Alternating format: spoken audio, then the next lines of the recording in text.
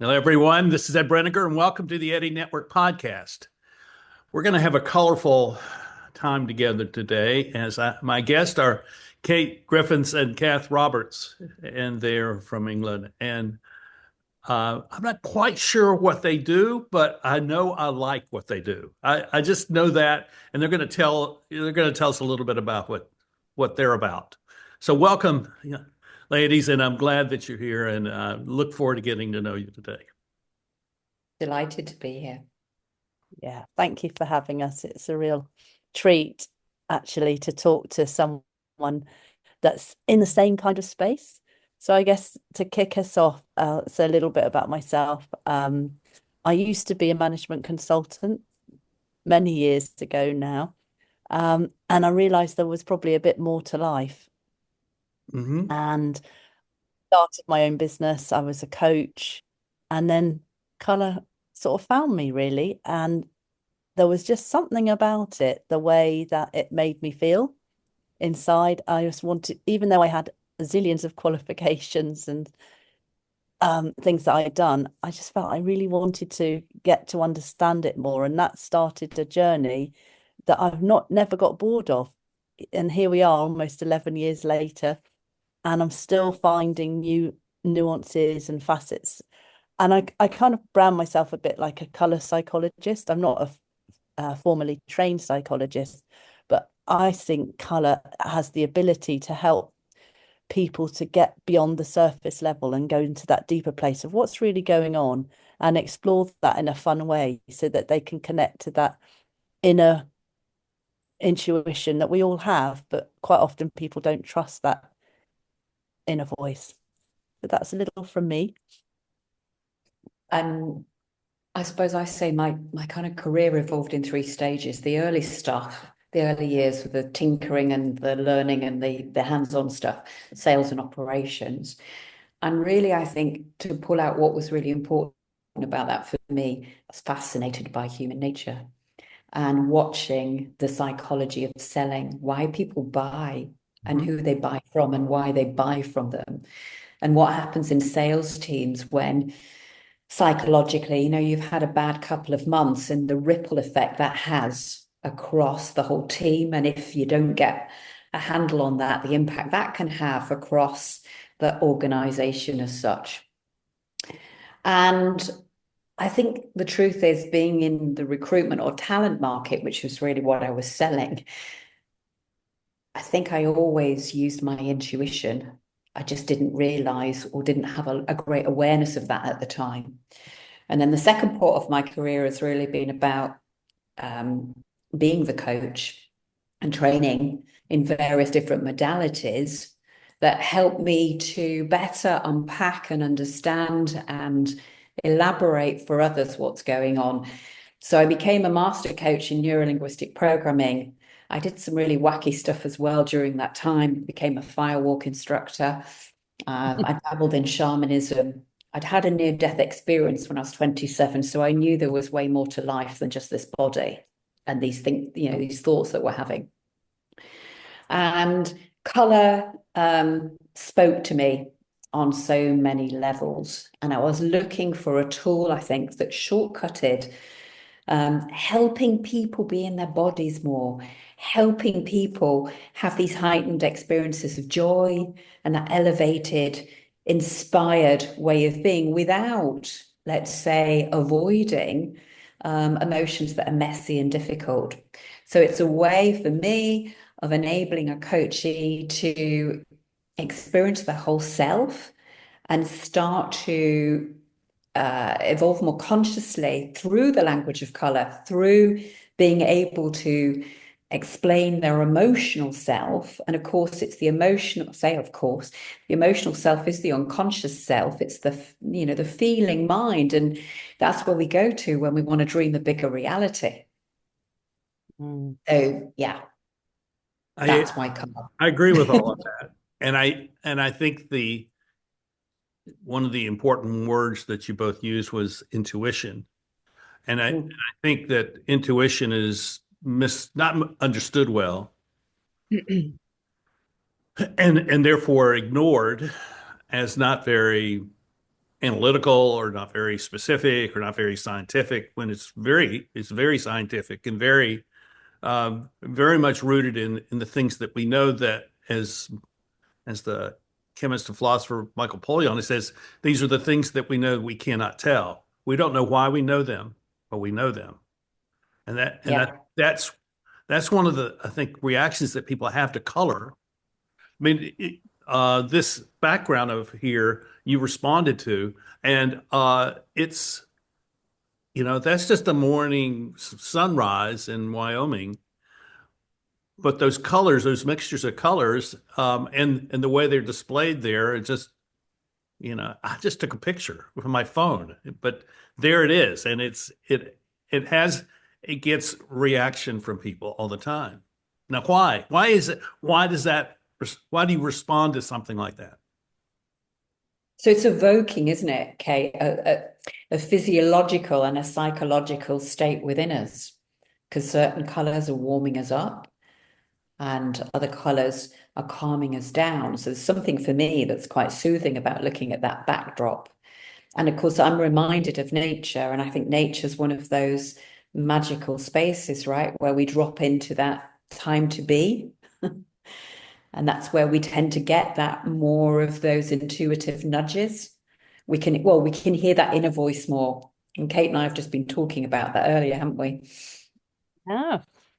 And I think where it took me when you asked me that question or asked that question is that the system that we work with is called Colour Mirrors, and it's a series of 87 bottles. And as it happens, there is a bottle that is platinum, which to me is the sort of grey colour that you can see in your sky, and coral, which is that sort of orangey pinky colour that's the other dominant colour.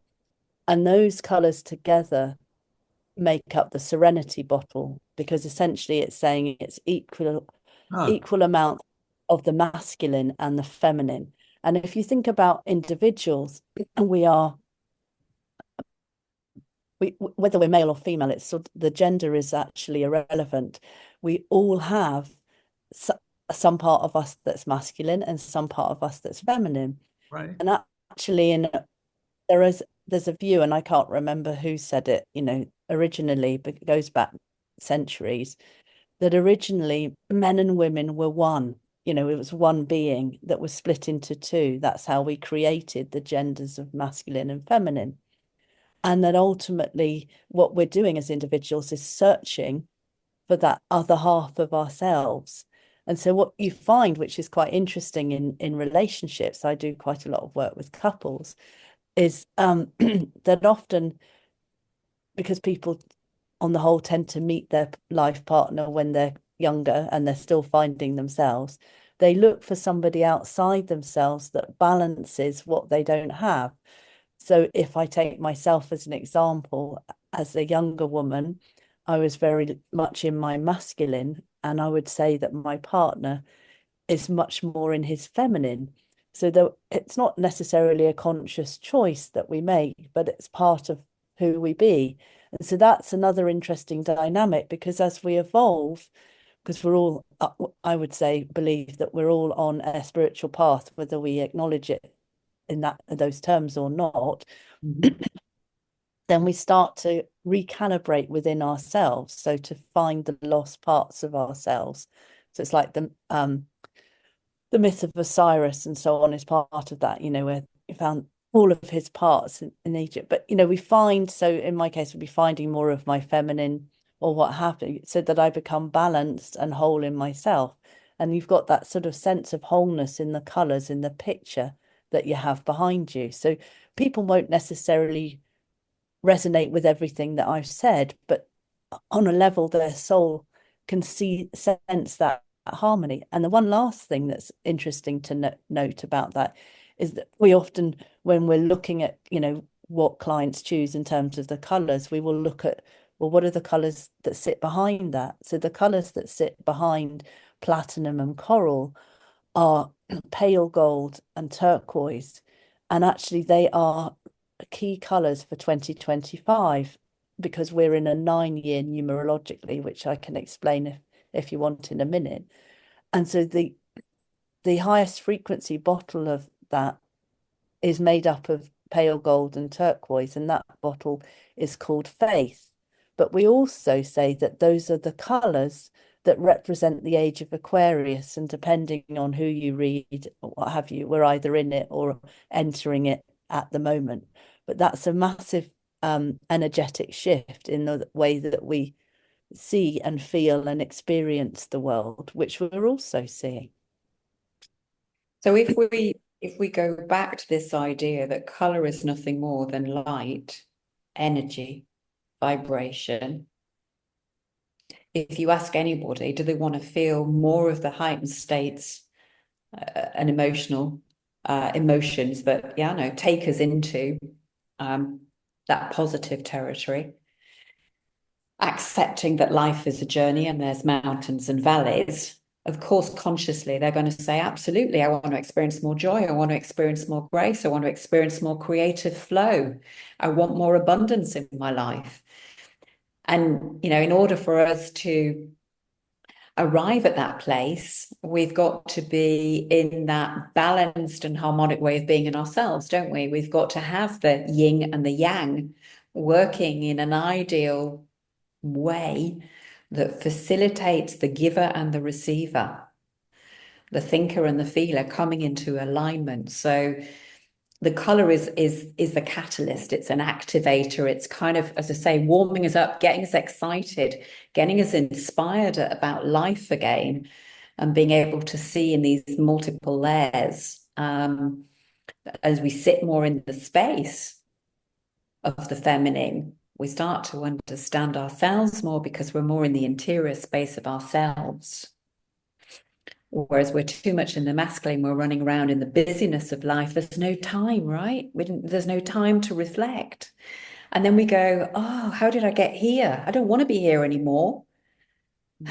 I know I went through that in my corporate life, you know, of like, oh God, got to the top. What's that all about? Didn't even want to be here. Don't like the view. Don't even think the company is that innovative. What the hell am I doing here? And then had to sort of unravel all of that misunderstanding and come back to that place of remembering who I am. So color helps us remember who we are at that spiritual, deeper level, if I can use that term, because to me, intuition is nothing more than spiritual intelligence. And Kate and I always say that it's know first, be, do. Yeah, and then you get. Because if we go to the know place, then we're surrendering more to what wants to come through us or what wants to happen. Then it's who do we need to be in order to serve those that we want to serve and show up from that place. And then we can take the action, you know, because we're coming from a higher perspective. So she was talking about platinum and pale gold and these enlightened states. And there's a journey that goes on in the interior space to get us to that place, right, of the treasure trove of the pale gold and the authenticity that we're looking for, so that we can be more at ease with ourselves. So color helps map that journey almost of the evolved spiritual path, and can help us step more into the body wisdom, which always has the answers. Irrespective of the rhubarb we're telling ourselves in our mind. So I mean, what I find, you know, I've done the consulting thing, and I'm done with that, just like you, Kate. I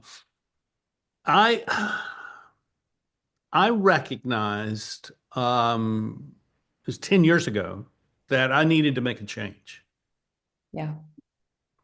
and that change, that transition, meant that I had to change everything. I quit everything, and I left North Carolina where I was living, and I moved to Wyoming. And I gave away most of the clothing that I had, and I began to wear a totally different.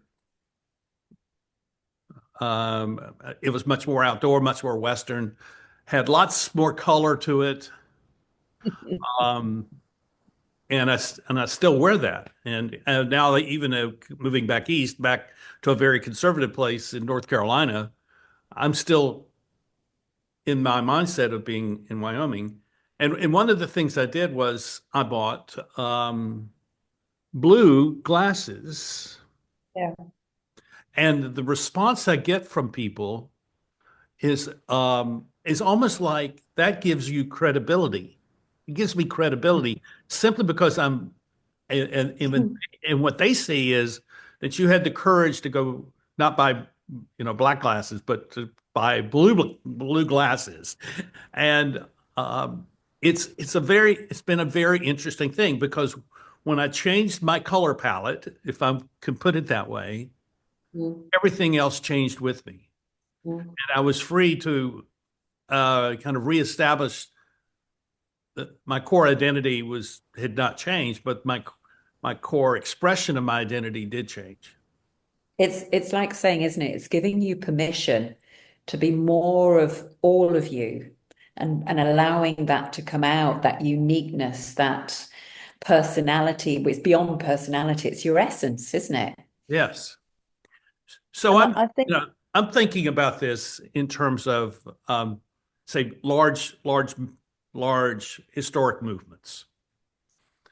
Mhm. You all are obviously adept at working with the individuals and with groups and companies, but I'm thinking, let's say you're a politician and you become the new prime minister of Great Britain or the new president of the U.S. How Mhm. would you, if you were consulting with them, how would you talk to them about how they should present themselves in a way that wins over people that were not necessarily their fans before? Because I but I think this think is what we're talking about. It's Yeah, communication. we are. in some ways, I suppose if we go back to you for a minute, Ed, if that's okay. So you said Sure. about your glasses Yeah. blue and the comments you got about that. And so if we just take the color blue for a moment, blue Okay. for us means it has a number. It's like anything. It's partly how we view it, but there's lots of ways, like Kath was saying earlier about the layers. So on one level, blue is about communication. And what I was noticing as you were sharing that, and then Kath was answering, is that you're wearing, it looks like a navy jumper with a Yeah. green. That's And right. for us, green, if you look at the Eastern idea of chakras, so there are chakra points in our body, the heart chakra is green. And green and blue together, because we also look at color combinations, really represents heartfelt communication. And so there's in you is this real desire to connect with other people, to understand who they are, what they're about, what they bring to the world, whether it's to leadership or wherever. And so you're being true to your, as Kath was saying, your interior self, your the essence of you at a soul level by wearing those colors. So that's why you get those responses. And interestingly, blue is also the color we would associate with the counselor, the wise counselor, the mentor, the teacher. So I was thinking of my husband as quite blue because he loves sort of, well, this is how you could do this. And he's really good at that, even though that's not necessarily the main part of his role. And there are other aspects. So in England, we talk about the boys in blue. We're referring to the police. There's an aspect related to duty and patriotism and all of that stuff, whatever one thinks of it. And I think with all things, it comes into balance. So to come to your question that you just asked, I guess it depends on the individual because we're not, if we, so what I believe is, and we've seen, if you take a sort of slice of the stars and you take a sort of slice of an individual, the patterns that you see in both are the same. We come from the stars, essentially we are the universe in a body, and yet there's never going to be, or not for hundreds of thousands of years, be anyone remotely that is like me or you or Kath. And that goes for anyone who stands for president or prime minister. And it's really about, if we're looking at what colours we wear, linking to that. I mean, of course, you could say, well, if you want authority, or to have that authority, and you're struggling with that, with people taking you seriously, and obviously as a leader, one would want that. There's a connection to indigo, which is one of the colors in our system, and is in some aspects a shade of blue. But it's not as simple as, right, I'm going to wear my indigo and then I'm going to have authority. Because if you aren't feeling that in yourself, or there's some sort of, if you think about our energetic field, which can be known scientifically as the biofield, or in other circles, the aura, every time you've got a wound, it's like there's a hole in your aura. Yeah. And essentially, the things that color can do is to help sort of, like, it's a bit like sewing, mend the hole or shift, Color it in. color it in, and that sort of thing. So it's not just, well, yeah, if you wear these colors, you'll have this, this, people will respond to you in this way, because, it's like, and I'm sure. Well, yes and no, though, isn't it? In that you can get a quick fix physiological response to both the reaction to how you're feeling and how others are viewing. But your point, Kate, I think going on to, it's a deeper journey than that. Yeah. Yeah, I'm sort of talking about the point around alignment. So essentially, if you say, well, actually, I'm all about giving, but then everything that you do is really about taking, even though you might wear all the right colors and say all the right things, like energy is like a smell, and it's something smells off, and you might not know initially, oh, I just don't really like being around that person, or every time I'm near them, I get this weird sort of like feeling. And there's something slightly off, but you can't really tell initially because you kind of pulled in maybe by the words, or because they belong to XYZ party, or whatever it happens to be. But then over time, you start to see things and think, oh, actually, that doesn't align with my values or with who they purport to be, or what have you. So of course we can cover it. So an interesting example recently, in the UK, we've had a program called um about Lockerbie, about the Lockerbie bombing in 1988. I've just watched it, and it was fascinating because, as far as I was concerned, and I lived through that time, it was, definitely Libya and Gaddafi and blah and this, that, and the other. And this program, which is based on one man's research, and he lost his daughter, suggests it quite as easily have been orchestrated by Iran using the Palestinians. But actually, at that time, what was happening geopolitically, that was not the answer that the powers that be wanted to see, because they needed the support of those countries, because that's when Saddam Hussein's first sort of the issues with Iraq first raised their head. And so then there's this whole exploration of the story, and what was the truth, what is the truth, and the fact that the truth can be a bit grey and stuff like this. And so, and what I liked about the program is there's no definitive answer, because quite often when you watch something on TV or at the cinema, they want to tie it up in a neat little bow and say, well, everyone lived happily ever after, that end of the story.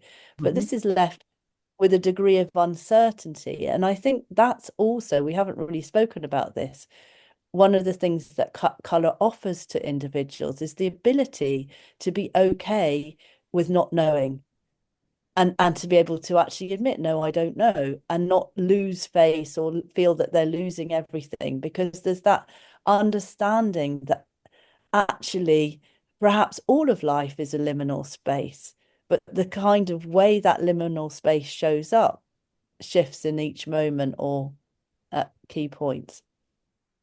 So let me go down one of the rabbit holes that you've suggested here, because I mean, there are two or three things that just are lighting up my mind right now that it's really interesting. The colors that we wear, I think what you're saying, they will either validate or invalidate how authentic a person we are. And if, Well, I would say it differently, actually. okay, I Go mean, on, Kath. let me say it this way. If a person is trying to ingratiate themselves with someone else, Mhm. And they think that, well, I need to wear this kind of clothes or look this kind of way. And when they show up, it's really clear that they're putting on a mask, so to speak. And they're using color and pattern and dress as a form of cover or a Yeah, because people wear black all the time in business, power suits, black, with maybe a little bit of color. And often, that's hiding out in the black. It's anything but, it's wanting to emasculate or empower oneself through the use of black, right, but it's not necessarily feeling it on the inside. right. But going back to the point, if we go back to like, what is spiritual intelligence? How does spiritual intelligence show up when we get that felt sense? It's what Kate was alluding to with the aura and what you were talking about as well, Ed. To me, it's presence. How Mhm. can I be present?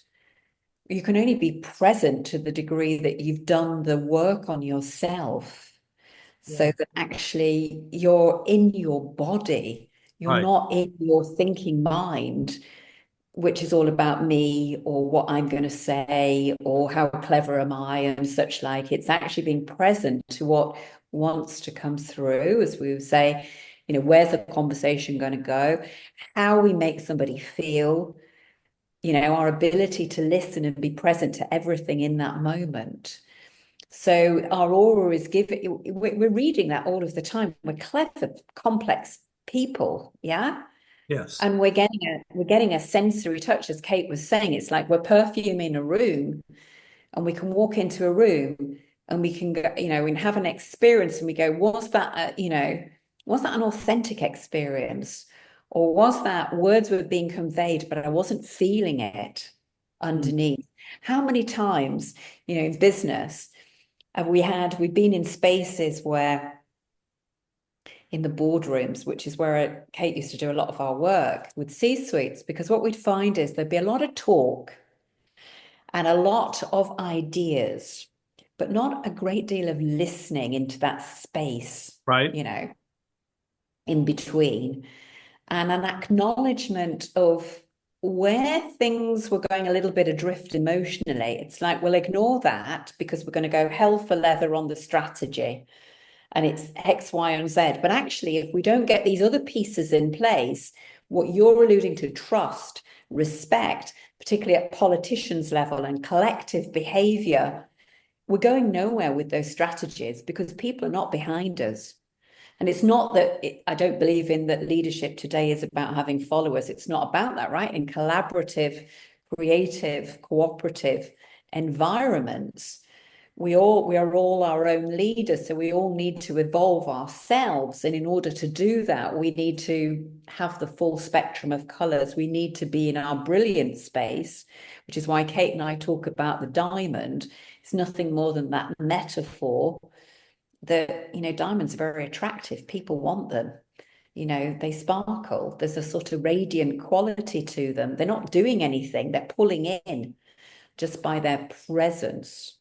And that's that shadow work that's been done, with regard to having a look at the wounds, having a look at the triggered self, but remembering at the same time our brilliance, our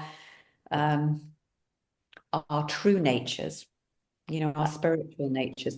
And actually, if politicians could come together more on that and understand and unify, because most people go into politics not for the power necessarily, because they want to make a difference and do good. And it's the systemic failure that then, perpetuates. So we've got to evolve everybody individually so that then the collective can evolve, so that we can start to see more of that way of being showing up in the world. And we would say that's more feminine. It's quality, that nurturing stance, that listening to one another, that allowance for all disparate groups, ways of thinking and being, which, we see in indigenous cultures, and that wisdom that's been present forever. Mm. maybe they've got something to teach us. I agree. I agree. And I wonder, I have all these things going on in my head. One of the things which has emerged over the last 20 years is the idea of having a personal brand. Mm. And that if you're going to have a personal brand, you got to have brand colors. You got to have colors that define who you are. And I'm wondering if you have clients that that this is what they're hiring you to help them to identify, and when you identify it whether that is received as, oh, that's curious, or, oh yeah, that really makes sense to me. I'm curious about that. Yeah, we do a lot of work which helps individuals understand their own unique essence, their color blueprint, if you Hmm. like, at an individual level. And of course, that's showing up in a conscious space, sometimes consciously and sometimes unconsciously. So often they'll say to Kate and I, oh, that makes so much sense. Oh, I just really feel that. I really connect with that intuitively. Well, of course they do, because it's who they be. We're just revealing that to them more, you know? And when people get into that space and flow with that, there's an ease and a grace about their ability to it's not working hard at your talents, it's just being who you are, isn't it then? It's that allowing that to come through, that playfulness to come through. It's sort of a release of their authenticity, so it can be present in. I mean, the other side of this that I'm thinking about, the questions, has to do with the various senses that we have, as you know, our human, the sensory side of us, and how I interviewed Johanni Polasma, who is a Finnish architect, and Okay. he has done a lot of work where he's talking about architecture in connection to the sensory parts of our lives. And he wrote a book called The Eyes of the Skin. And he says that the eyes are the least dependable sensory organ, and touch is. So I wonder if there is a facet of this whole thing with color where the color is also something which has a tactile side to it. Mm. Like this navy jumper is it's cashmere, so it has a different feel than if it was a another kind of wool. It's and and if you wear, like, this is an all cotton shirt, and that has a different feel to it. And but that and the color comes out differently with that textile than it would if it was a, a, a, a chemical fiber that is often used. I have all kinds of curiosity that comes out in questions that may not have any relevance to anything, but they're there in my head anyway. A lot. I mean, there's so much, isn't there, Kate, in this color space? You know, if you break it down, of course, there are, again, often people mistake us initially or assume, are we branding experts? Are we in the fashion world and helping people choose their colors? Really, what we're interested in is helping people evolve consciously in the same way you are, Ed. And we're just using color as a way, meta skills really, for leaders to help them understand themselves, to get into that space with their emotions, to be in tune with all of that, to bring them back into alignment so that then they can go out and do the work that they need to do, the important work in the world. And I think part of the challenge, Ed, is that if we look at where we are in the world today, um, we can see that every day another however many species are dying or becoming extinct. The world is a complicated and complex place to be in. We have 8 billion people living on the planet, and we're not necessarily using our resources in the most effective way for the next 7 generations, which is sort of the indigenous wisdom that we are probably all aware of.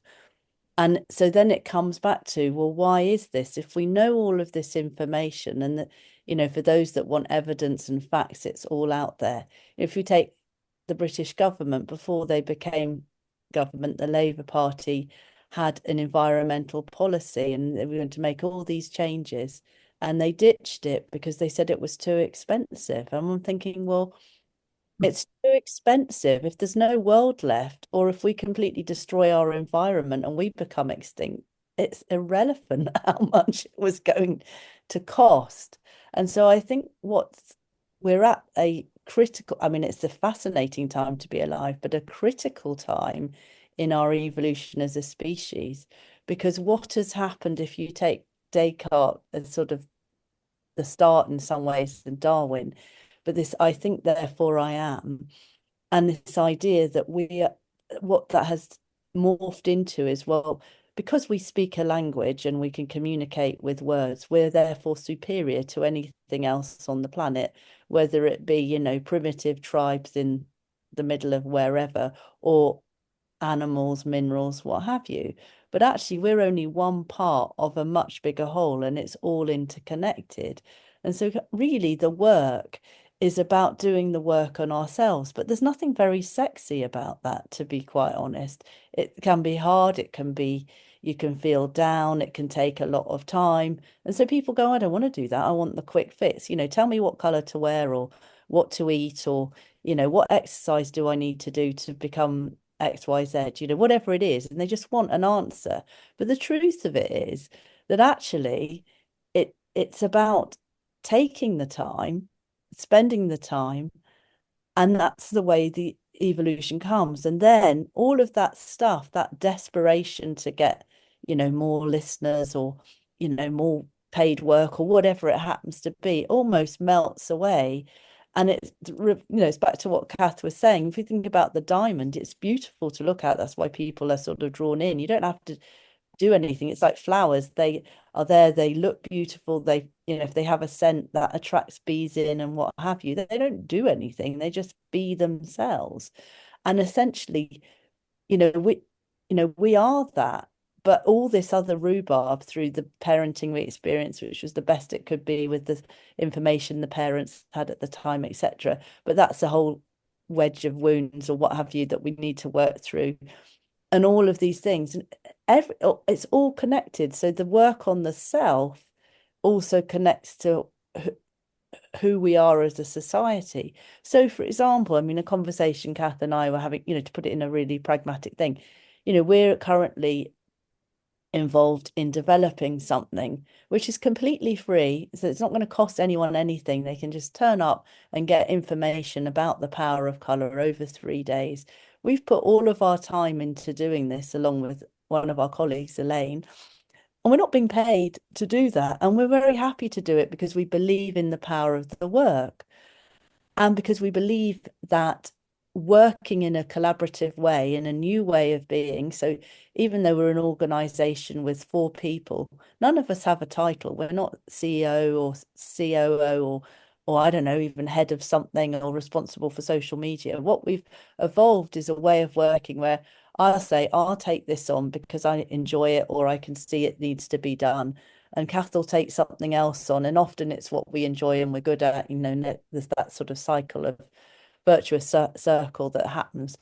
But that's how we work. And I think that the more we can kind of get to that sort of way of being, but also to sort of see, well, it's not really, what am I going to get out of it? But how does this benefit the planet, etc., etc. Then actually, then we're in a place when we are in the we society, and things start humming along. So we, look at someone like Dennis, who we all know, and in a sense, all of the work that he now does is to promote other people and other ideas, and whilst caring passionately for things like homelessness.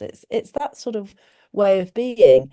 And I think more and more we're called to model that in the world, because there's so many other distractions. So even when we know that doing isn't going to get us there, because all of the kind of measures that look at, well, what is success? It's all related to achievement, to having a title, or to have won an award, or this, that, and the other. So people get lost in that. But in a way, that's all an illusion, and it's there to sort of, in a sense, stop people seeing how powerful they really are. It's a Do you trap we do can you fall feel into. like we're at um, a transition point in human history now? And Absolutely. and so, do you have hope for the future, or are you uncertain about the future? What do you feel about the future? Well, maybe I start this one, Kate, and you finish it off. I've always loved that quote. The only way to predict the future is to create it. We are creator beings, and we are creating our reality, dreaming our reality into being in any given moment. The Matrix is true. This is the way it works. That's a wonderful nursery rhyme. Row, row, row ye boat gently down the stream. Merrily, merrily, merrily, life is but a dream. That is the truth. um, why did Disney make so much money, with these wonderful stories? They're not myths at all, they're true. It's the news that often is the mistruth, right? So, of course, we need, as human beings, to have those of us in society who absolutely believe in a big, beautiful dream, who hold to that ground, and who inspire and light other people up to be more of who they've come to be. And I think, those of us who are called to be that know that in the depths of our being. And that's probably why we're showing up in different spaces and difficult spaces, in spite of what's going on in the world, because we know truly we're creating it all. So definitely there's hope for that. And because, vibrationally, we're waking up more. We're seeing more and more signs of people spiritually searching for answers, starting to understand how these things play out, wanting to find these better ways of being, and that could be just the simplifying their lives. That, I think, is a symptom, a sign, a positive sign of it's not about stuff, as Kate was saying. People who are, of course, mindful of our ecosystem and wanting to preserve and protect, because we're recognizing it's a living, breathing planet we live on. It's not just us, and we're sharing that, and we want to be in harmony with all of that. So yeah, I have lots of hope for what the future can be. With, of course, we could go into the more darker and negative side, but I'm going to shut up and let Kate say her point. What I would add to that is, you talked about, I think in one of your articles about, some of the challenges around leadership. And one of the one that really resonated with me was, the lack of trust and respect. And without going into all of that in great detail, this is why, I guess, why Kath and I do the work that we do, and why it lights us up, because essentially we can't, we would be incapable of trusting you, Ed, or anyone, or each other, if we cannot feel that sense of self-trust and self-respect. And if we don't have that, we can't really model it for anyone else or in groups or what have you. And so that's where it comes back to that work. So I think it's like a balance between, on the one hand, you need to be able to hold the dream, the promise, the possibility, the light. We are, I believe we are light beings. And many other people have said that angels can fly because they take themselves so lightly. That we're often too serious about and worried, or about the world and all of those sorts of things. So there's that aspect, the lightness. And at the same time, if you imagine it, as someone I know always says, it's a bit like an elastic band. So you've got the higher self or what have you at the top, and then pulling the elastic band, and at the bottom is the ego and all the naffs, as they'd say in Sufism, but those maybe darker parts of ourselves that we still haven't fully integrated to the light. And yes, everyone would say, I want to have light and expansion and what have you. But at some point, the elastic band stretched to its capacity. And unless you release, let go of, surrender some of that rhubarb or other darker stuff at the bottom, you can't expand anymore. And where we are is probably somewhere in the middle. So we're not completely in the light all the time, nor are we stuck in hell either. But it's that working in between and holding both. And someone probably, more erudite than I sort of says it's really about living in the paradoxes. It's about holding both and then seeing what comes up.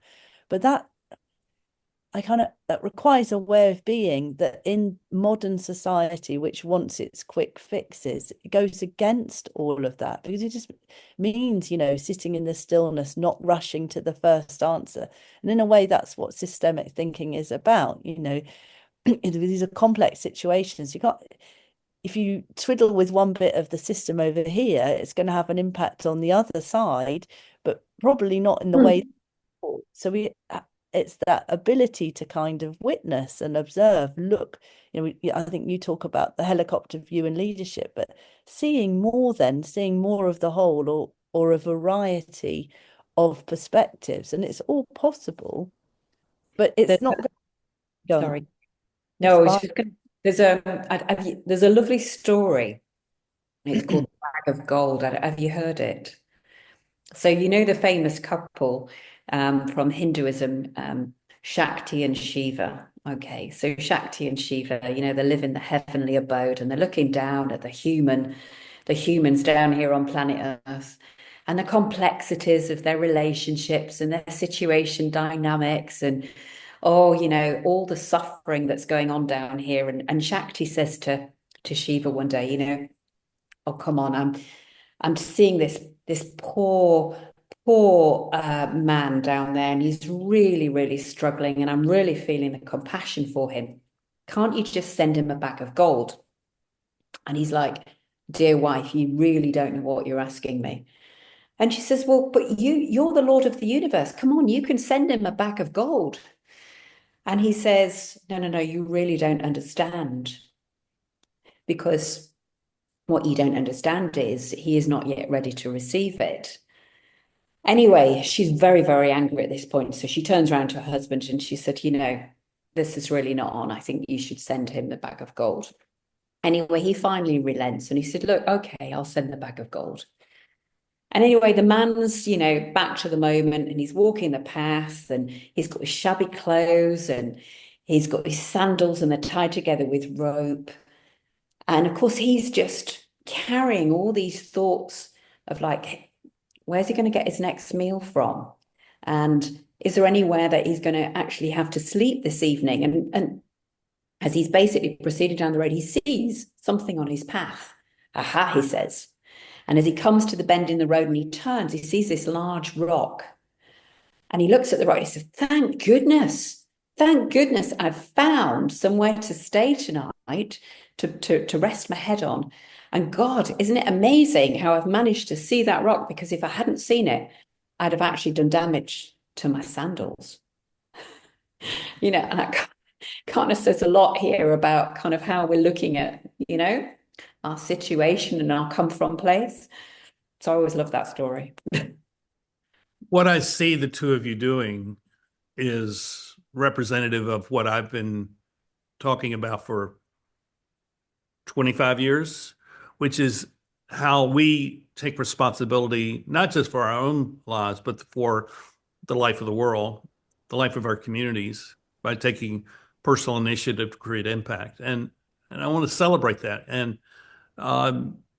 because it's a growing phenomenon where people are recognizing that the institutional structures of the world are not capable of taking care of everyone, and that we have to step up and do our part, whatever that part is. And we act out of our own sense of purpose or mission, and the more we are able to do that, the greater sense of authenticity, and sense of self-worth that emerges from that. So all of that is a thing of doing, not simply pondering, but it's doing where all of this gets tested.